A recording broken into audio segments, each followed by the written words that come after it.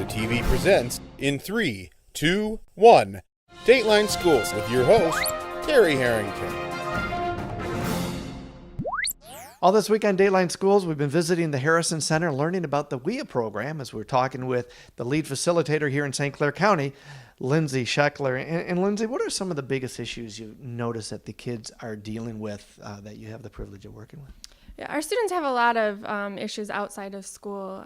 Obviously, being an income-eligible program, money is always an issue.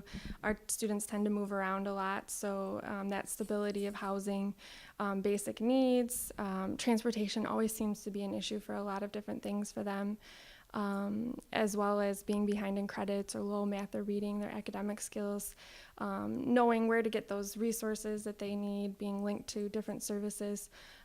It's kind of across the board.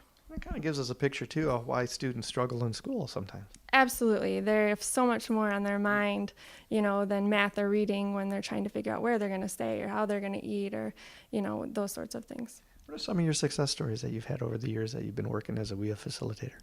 Yeah, we've had great success. I personally have had students that have come in and, really buckled down with some extra support and through paid credit recovery have gotten up to 11 credits in a year, to make that up, to be able to graduate on time. And that student actually went on to the military.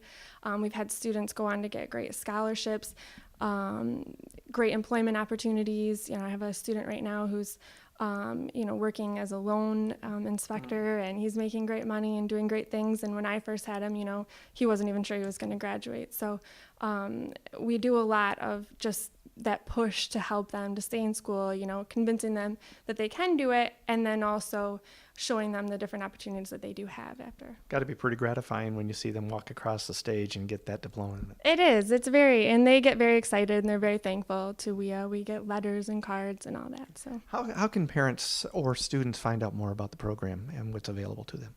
Yeah, they can. All the local high schools have the WIA program.